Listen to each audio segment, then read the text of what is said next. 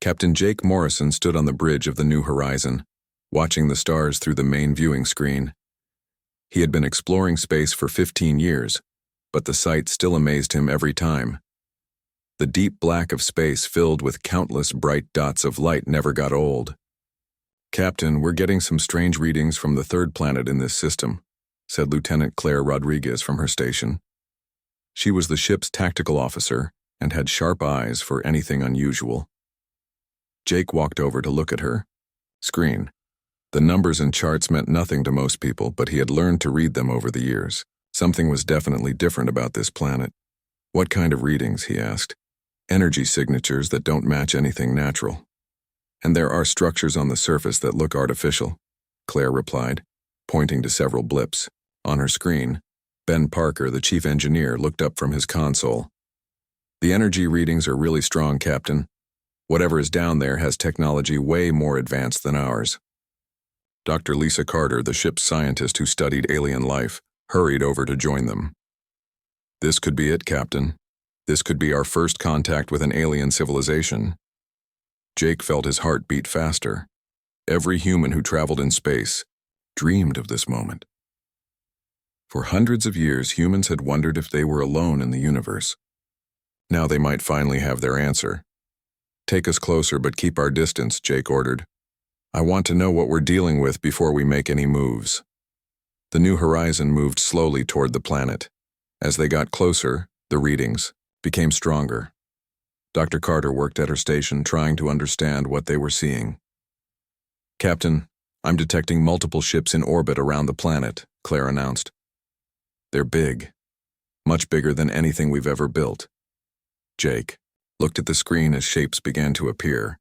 The alien ships were enormous, at least 5 times the size of the New Horizon. They had a strange crystalline appearance, like they were made of some kind of living glass.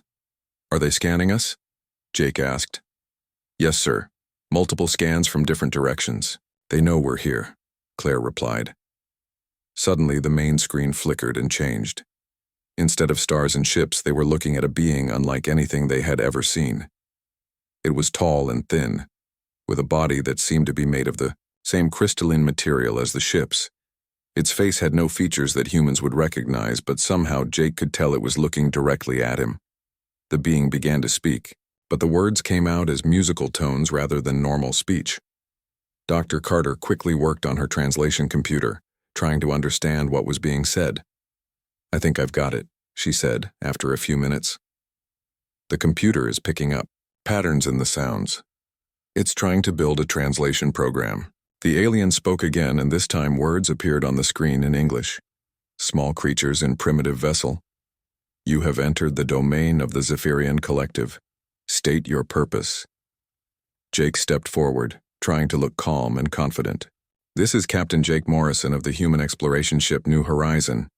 We come in peace. We're explorers from Earth, seeking knowledge and friendship with other species." The alien's head tilted in what might have been curiosity. "Humans, we have no record of your species. Your technology is crude, yet you have achieved faster than light travel. Interesting. We're always eager to learn from more advanced civilizations," Jake replied. "Perhaps we could exchange knowledge and establish peaceful relations between our peoples." The alien made a sound that the computer translated as laughter. "Exchange? Small human, you misunderstand your situation. I am High Commander Vextar of the Zephyrian Collective. We have ruled this sector of space for over 1,000 of your years. All species here serve us." Jake felt a chill run down his spine. This wasn't going the way he had hoped. "We're not looking for conflict, we're peaceful explorers." "Peace is what we offer," Vextar replied. "Submit to the collective. Your species will be given work suitable to your abilities. You will be protected and fed. Resistance is unnecessary and foolish." Dr. Carter was still working at her station, scanning the alien ships. Suddenly, her scanner made a loud beeping sound. Several alien ships immediately changed direction and moved toward the New Horizon. "Captain, they're treating my scans as hostile acts," she said quickly. "I was just trying to understand their technology." Vextar's image on the screen seemed to grow larger and more threatening. "You dare to probe our vessels? This is an active military assessment. You prepare for attack. No, Jake said quickly. Dr. Carter was just trying to learn about your people. It's what scientists do. We meant no harm. Ignorance is no excuse. Bextar replied coldly. You have shown hostile intent. Submit now or face the consequences. Jake looked around his bridge. His crew was small but experienced. They had faced dangerous situations before, but nothing like this. They were one small ship against what looked like an entire fleet. We cannot submit, Jake said firmly. Humanity governs itself. We make our own choices. Vexitar was quiet for a long moment. When he spoke again, his voice carried a tone that made everyone on the bridge feel afraid. Then you have made a grave error, small human. Any species foolish enough to refuse the protection of the collective has declared war on the deadliest species in the galaxy. You have chosen extinction. The screen went black. Immediately, alarms began sounding all over the ship. Claire shouted from her station, Multiple ships moving to intercept. They're charging weapons. Get us out of here now, Jake ordered. Ben worked frantically at his controls. Engines at full power, jumping to faster than light in 30 seconds. The New Horizon shook as energy blasts from the alien ships barely missed them. Jake watched the viewing screen as more and more crystalline ships appeared, all moving toward them. 15 seconds to jump, Ben called out. Another blast hit close enough to rattle the entire ship. Lights flickered and several consoles sparked. 5 seconds, Ben announced. The stars suddenly stretched into lines and the New Horizon disappeared into faster-than-light travel, leaving the Zephyrian fleet behind. Jake sat down heavily in his captain's chair. They had survived, but barely, and now they carried terrible news back to human space. Dr. Carter looked up from her station. Captain, based on what I observed, their technology is centuries ahead of ours. If they really decide to attack human colonies— I know, Jake replied, grimly. We need to warn Earth immediately. Humanity is about to face its greatest challenge. The New Horizon raced through space toward home, carrying news that would change everything. Behind them, the Zephyrian fleet prepared for war, confident that crushing these upstart humans would be quick and easy. They had no idea what they had just awakened. Lieutenant Commander Alex Turner was drinking his morning coffee at the Mars Defense Center when the emergency signal came through. The sound made him drop his cup, spilling hot coffee across his desk. He had never heard that particular alarm before, but every officer knew what it meant. First contact. Alex quickly opened the communication channel. Captain Morrison's voice came through, tired and stressed. This is Captain Morrison of the New Horizon. We have made contact with a hostile alien species called the Zephyrian Collective. They have declared war on humanity. Repeat, we are now at war. Alex felt his blood turn cold. He immediately sent the message up the chain of command, while opening a direct line to Earth Fleet Command.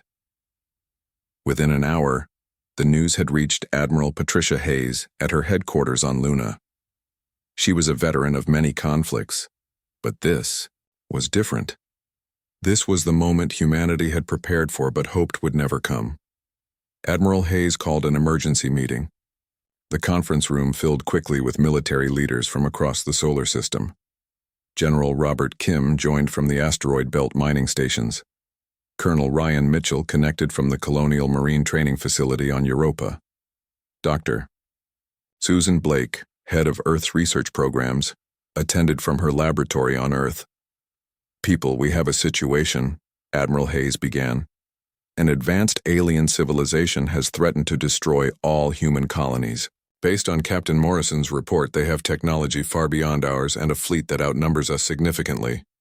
Colonel Mitchell leaned forward. What are their demands? Complete surrender. They want humanity to become their servants, the Admiral replied. The room was quiet for a moment. Then Dr. Blake spoke up. How long do we have? Unknown. But we have to assume they could attack at any time. We need to activate all defense protocols immediately. What the Zephyrians did not know was that humanity had been preparing for this day since they first left Earth. Every human colony had been built with defense in mind. Every space station could become a fortress. Every mining operation had weapons hidden among the equipment. Admiral Hayes began giving orders. Colonel Mitchell, mobilize all Colonial Marine units. I want every trained soldier ready for combat within 24 hours. Yes, ma'am. We have units stationed throughout human space. They can be ready. Dr. Blake, I need you to coordinate with our research teams. Start working on ways to counter their technology. Already on it, Admiral. We're analyzing the data from the New Horizons sensors. Admiral Hayes turned to her communication officer. Send a message to President Daniel Carter. Tell him we need to activate the Cerberus Protocol. The Cerberus Protocol was humanity's deepest secret. For 50 years, human engineers had been quietly building automated defense platforms throughout human space. They were hidden inside asteroids disguised as mining equipment and built into space stations. Most people did not even know they existed. President Carter authorized the protocol within minutes. Across human space, hidden weapons began powering up. Defense satellites that had looked like space junk for decades suddenly came online. Mining lasers that had been built too powerful for their supposed job revealed their true purpose. On Titan, Chief Engineer Kate Wilson received the activation signal at her research station. She had helped design many of the hidden defenses. Now she watched as systems she had built years ago came to life. This is what we've been preparing for, she told her team. Every calculation, every backup plan, every redundant system. Today we find out if it was enough. At the same time, far from human space, the Zephyrian fleet was preparing for what they expected to be an easy victory. High Commander Vextar stood in his command ship, looking at star charts that showed human colonies. How many ships do these humans have? He asked his subordinate. Our scouts report approximately 200 vessels of various sizes. Most appear to be cargo ships or small exploration craft like the one we encountered. Vextar made a sound of amusement. 200 primitive ships against the might of the collective. This will be over quickly. Shall we attack all their colonies at once? The subordinate asked. No. We will start with their outer settlements. When the humans see what happens, to those who resist us, the rest will surrender without a fight. Begin with the mining colony they call New Pittsburgh. Back in human space, the warning had reached New Pittsburgh ahead of the Zephyrian fleet. Colony Administrator Kate Wilson, who had moved from Titan to manage the asteroid mining operation, was not the same person as the engineer. She was a former military officer who had chosen civilian life, but never forgotten her training. How long until they get here? She asked her security chief, Marcus Cole. Best guess is 6 hours, Marcus replied. Maybe 8 if we're lucky. Kate looked around the mining facility. It did not look like much, just a collection of buildings and equipment scattered across several asteroids. But she knew better. Marcus, activate Defense Plan 7. Tony, start converting the mining equipment. Tony Russo, the chief miner, nodded grimly. He had been waiting for this day too. The plasma cutters can be turned into weapons in about an hour. The hauling ships can carry missiles instead of ore. All across New Pittsburgh, miners and technicians began transforming their equipment. Rock drilling machines became artillery. Transport ships became fighters. The entire asteroid field became a trap. Dr. Susan Blake worked frantically at her laboratory on Earth, studying the data from Captain Morrison's encounter. She had made an important discovery about the aliens. Admiral, I think I've found something. She called Admiral Hayes. These Zephyrians communicate using sound frequencies. Their entire technology seems based on harmonic vibrations. What does that mean for us? It means they might be vulnerable to the right kind of interference. If we can disrupt their communication frequencies, we might be able to hurt them. Admiral Hayes felt the first spark of hope since this crisis began. What do you need? Every audio system we have. Music players, communication equipment, industrial machinery that makes noise. Anything that can produce sound. While Dr. Blake worked on her theory, Captain Morrison and the New Horizon finally reached Earth. The ship was damaged from their narrow escape, but the crew was alive. Jake Morrison stood before Admiral Hayes in person for the first time. Admiral, I've seen their ships, they're massive and their weapons are incredibly powerful. But there was something about the way they fought. What do you mean? They were predictable. They followed standard attack patterns like they were reading from a manual. They didn't adapt when Dr. Carter started evasive maneuvers. Admiral Hayes nodded thoughtfully. That's useful information, Captain. It suggests they might not be as flexible as their technology would indicate. Meanwhile, the first Zephyrian attack fleet was approaching New Pittsburgh. High Commander Vexitar expected to find a small, defenseless mining colony. Instead, his ships were about to encounter something no alien species had ever faced before. Humans who had been preparing for war their entire lives. The Zephyrians had ruled their part of space for 1,000 years through superior technology and overwhelming force. They had never met a species that refused to surrender when faced with impossible odds. They were about to learn why that was a mistake. The first battle of the war was about to begin, and neither side fully understood what they were fighting. The Zephyrians thought they were crushing another primitive species. The humans knew they were fighting for their survival. In 6 hours, the galaxy would discover which was more dangerous: advanced technology or desperate determination. The Zephyrian attack fleet arrived at New Pittsburgh exactly when their calculations predicted they would. High Commander Vexitar watched the asteroid mining colony appear on his screens and felt satisfied. The small collection of buildings and machinery looked exactly like what he expected from a primitive species. "Begin the standard occupation procedure," he ordered his fleet commander. "Destroy any weapons, capture the leaders, and prepare the workers for transport to our labor facilities." The Zephyrian ships moved into attack formation, their crystalline hulls gleaming in the light of the distant sun. They had done this same maneuver hundreds of times against other species. It always worked the same way. But Kate Wilson had been watching their approach for the last hour.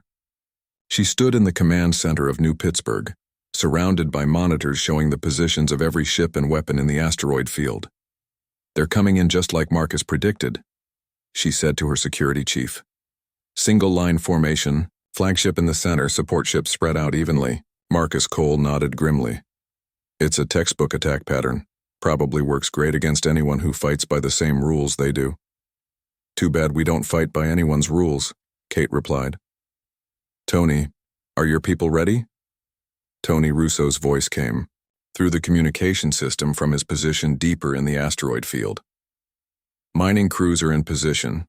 We've got plasma cutters aimed at their approach route, and hauler ships loaded with explosive charges ready to ram." Kate took a deep breath. "Activate Defense Plan 7. Show these aliens what happens when you threaten human miners." The first sign that something was wrong came when the Zephyrian ships tried to scan the asteroids. Instead of finding simple mining equipment, their sensors detected energy signatures that didn't make sense. The plasma cutters that were supposed to cut through rock were far too powerful. The hauler ships were moving in patterns that looked more like military formations than civilian traffic. "Fleet Commander, the readings from this colony are unusual," reported a Zephyrian sensor operator. "Unusual how?" the fleet commander asked. "Their equipment appears to be modified for combat purposes. These are not normal mining tools." "High Commander." Vexitar heard this report from his flagship.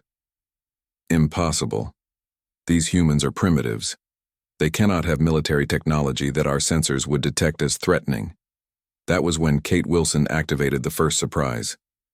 Hidden throughout the asteroid field were automated defense platforms that had been disguised as communications relays and navigation beacons. Suddenly, 30 weapons that the Zephyrians had completely ignored opened fire at the same time. The alien ships reacted with confusion. Their shields deflected the energy weapons easily, but they had not expected any resistance at all. Their neat formation began to spread apart as individual ships tried to identify where the attacks were coming from. "There," Marcus said, watching the alien ships on his screen. "They're doing exactly what the Admiral said they would do. They're following defensive pattern number 4 from the manual we captured from that crashed ship 2 years ago." Kate smiled coldly. The crashed ship Marcus mentioned was actually a Zephyrian scout vessel that had been shot down by a hidden defense platform and recovered by human salvage teams. Nobody had told the Zephyrians it was missing. "If they're using pattern 4, then they'll cluster their ships together for mutual shield support," Kate said. "Tony, execute ram attack in 30 seconds. Throughout the asteroid field, modified hauler ships began accelerating toward the Zephyrian fleet. These ships had been stripped of everything except engines, shields, and enough explosives to destroy a small moon. Their human pilots had volunteered for this mission knowing they might not survive. The Zephyrians saw the approaching ships and began shooting at them with their main weapons. Several haulers exploded before reaching their targets, but the others kept coming. The aliens could not understand why anyone would deliberately crash their ships instead of trying to win a normal battle. When the first hauler slammed into a Zephyrian destroyer, the explosion was visible from 3 star systems away. The alien ship's shields absorbed most of the impact, but the kinetic force was something they had not prepared for.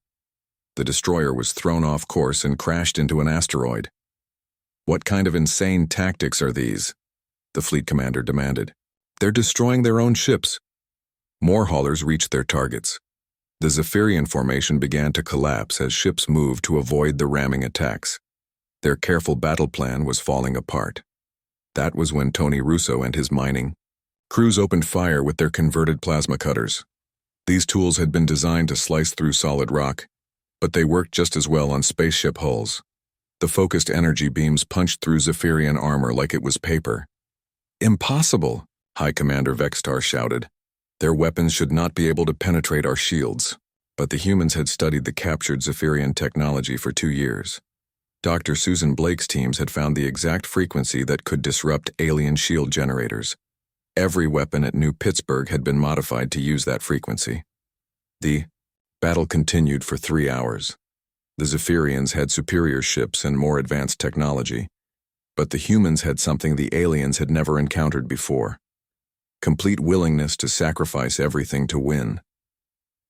When a human weapon was destroyed, the operator would ram his ship into the nearest enemy. When a mining platform was damaged, the crew would overload the power systems and turn their entire facility into a bomb. When conventional tactics failed, the humans would try something completely crazy that the Zephyrians could never predict. Back on Earth, Dr. Susan Blake was analyzing the battle data as it came in through long-range sensors. "Admiral Hayes, this is incredible. The humans at New Pittsburgh have destroyed or damaged over half the alien attack fleet." Admiral Hayes felt a surge of pride and hope. "What's our casualty count?" 60% of the mining facility is destroyed and we've lost 43 ships, Dr. Blake replied. "But ma'am, they're winning." The Admiral immediately began planning the next phase. "Dr. Blake, I need you to prepare Operation Banshee.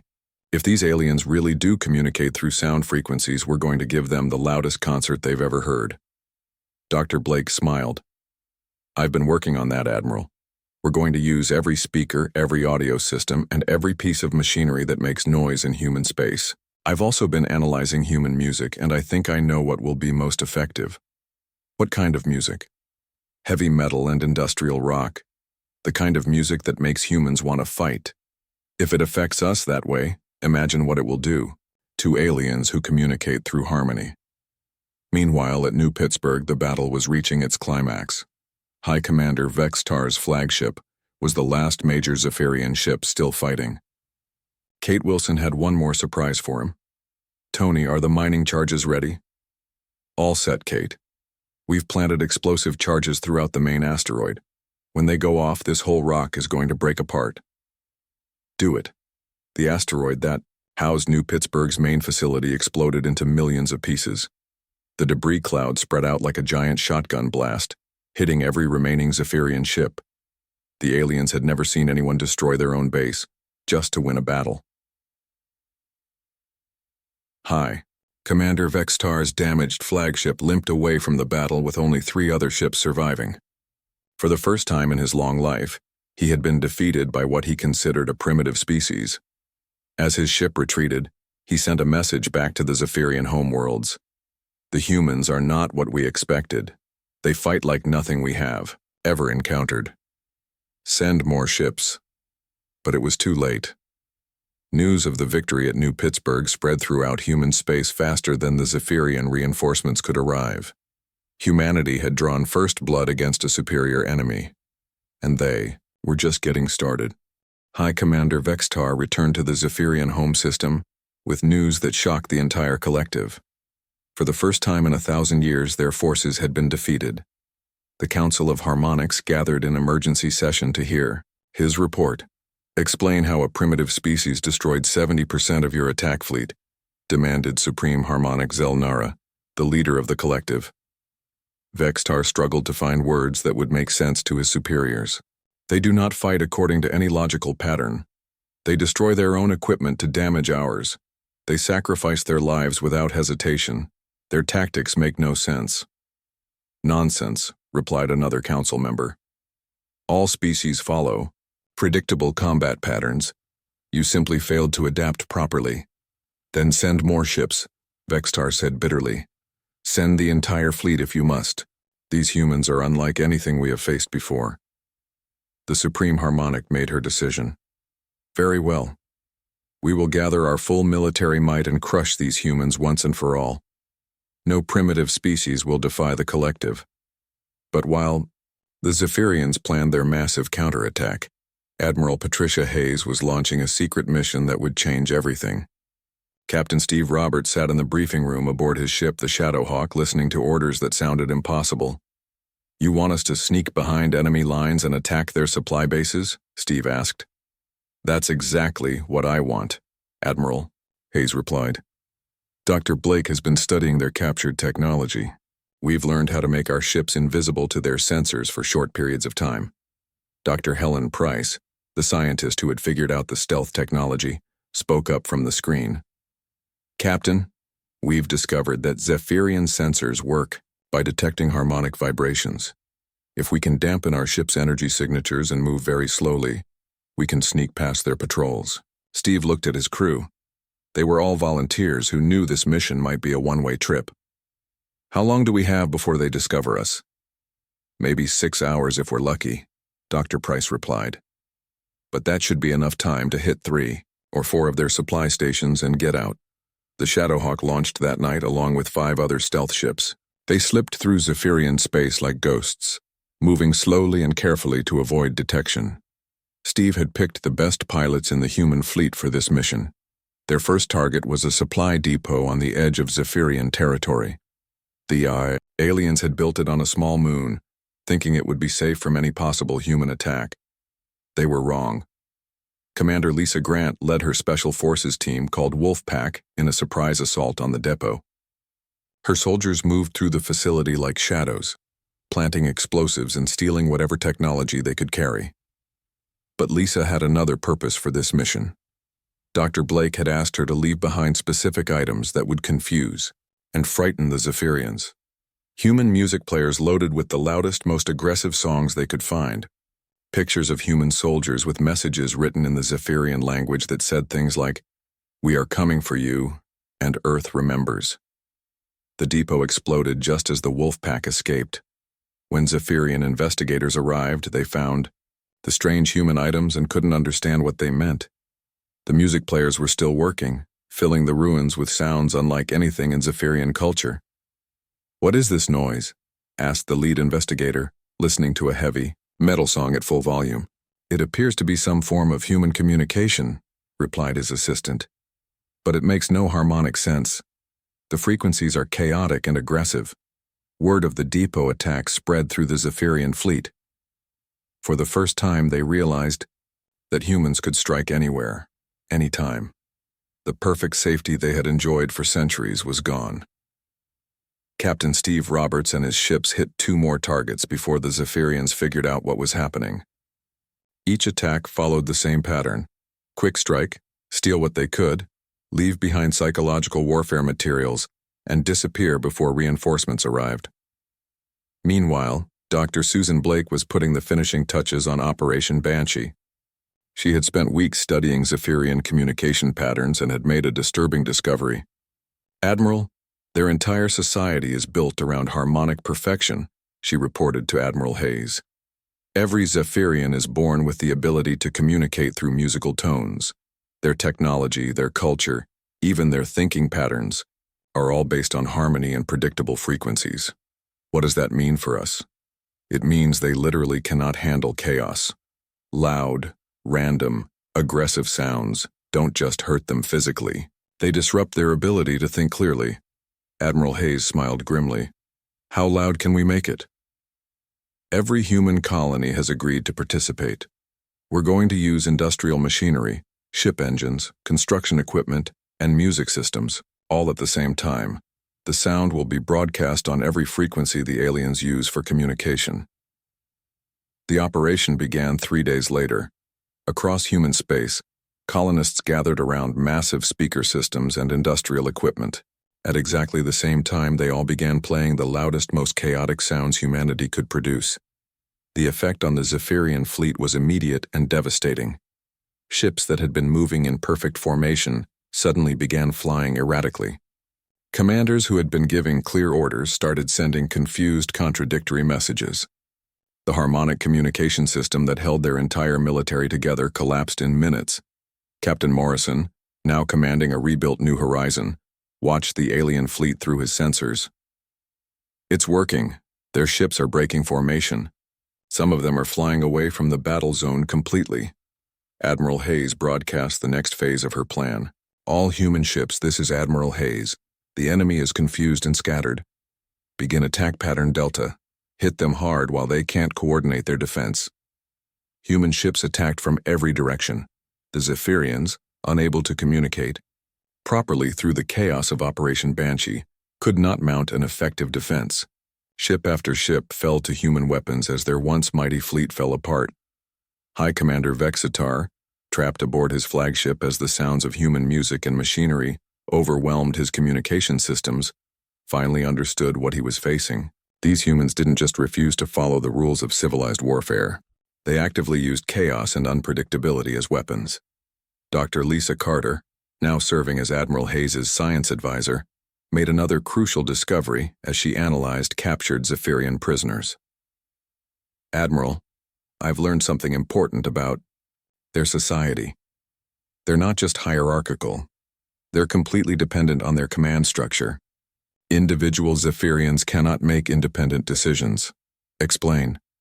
For 1,000 years, they've been bred to follow orders without question. They've lost the ability to adapt or improvise.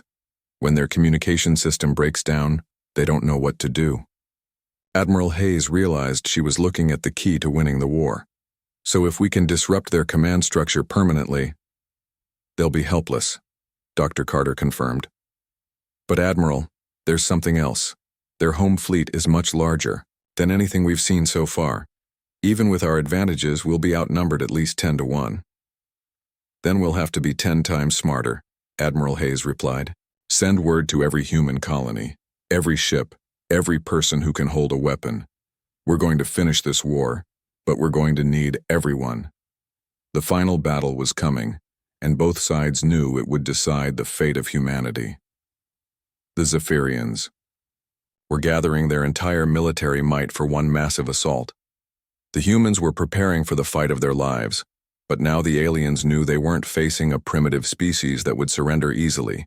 They were fighting something far more dangerous, a species that had learned to survive by refusing to give up, no matter how impossible the odds appeared to be. The largest fleet in Zephyrian history gathered at the edge of their territory. Supreme Harmonic Zelnara had called every ship from every corner of the collective. Over 3,000 crystalline vessels stretched across space like a glittering wall of death.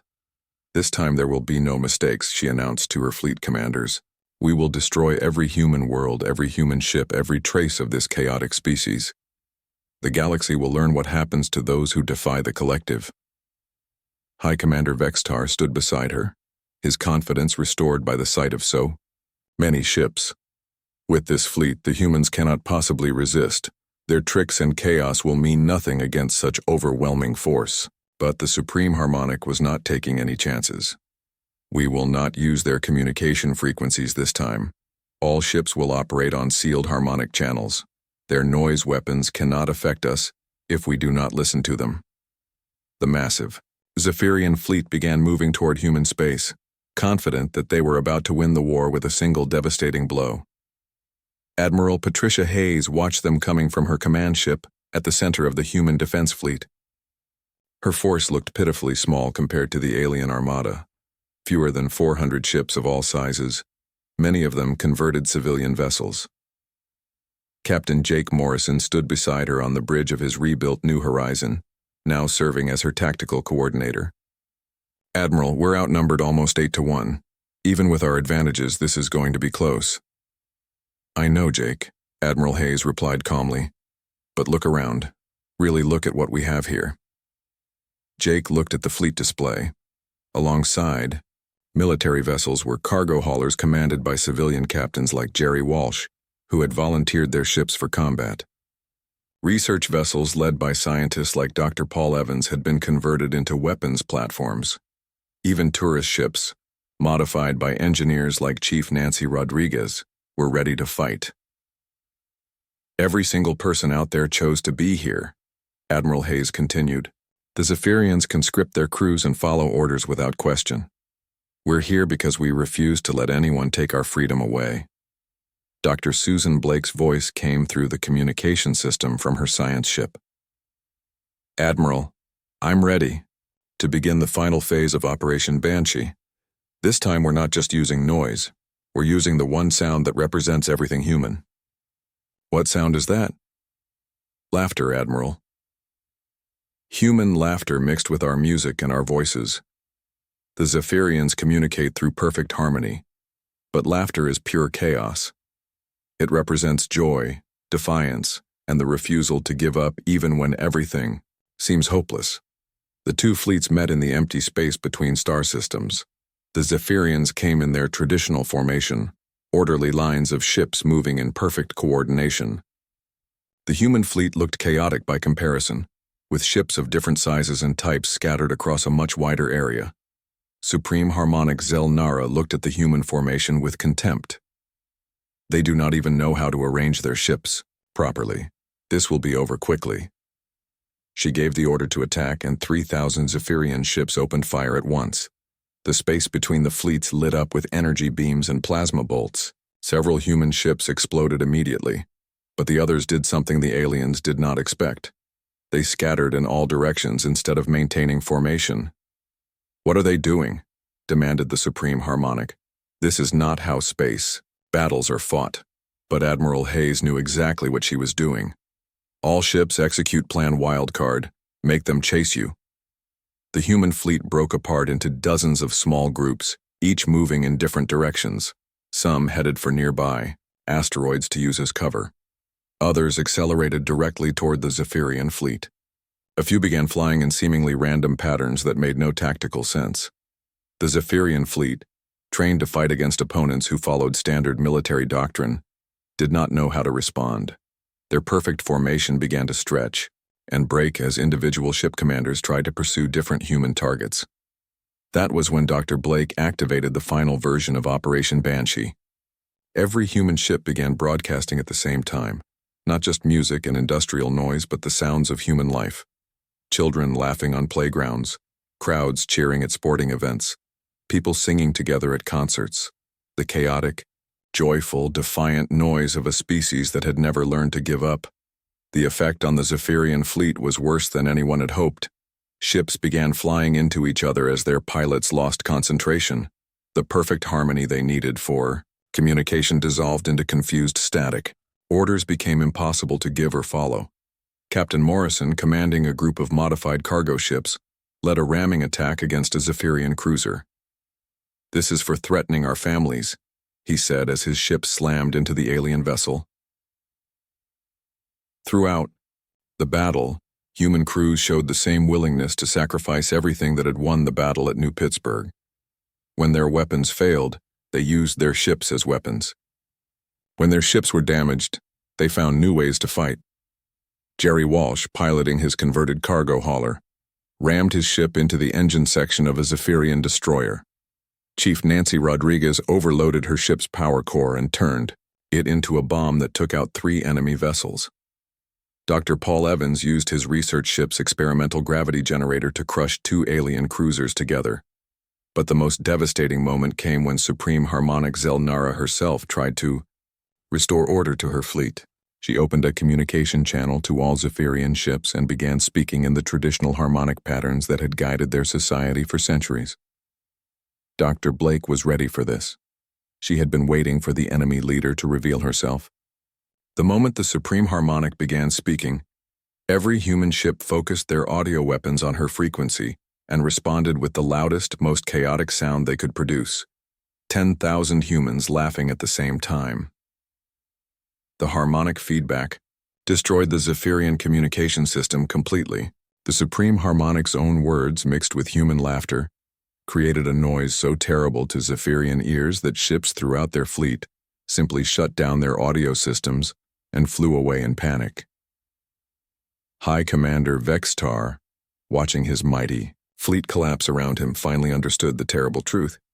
He had not declared war on a primitive species. He had awakened something far more dangerous, a species that had spent its entire existence learning how to survive impossible situations. Retreat, he ordered his remaining ships.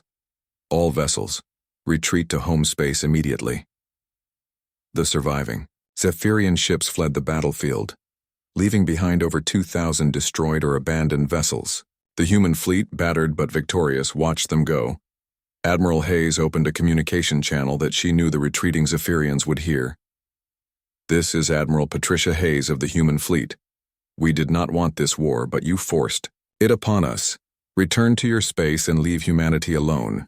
If you come back, we will be ready." Captain Morrison looked at the debris field that had once been the most powerful fleet in the galaxy.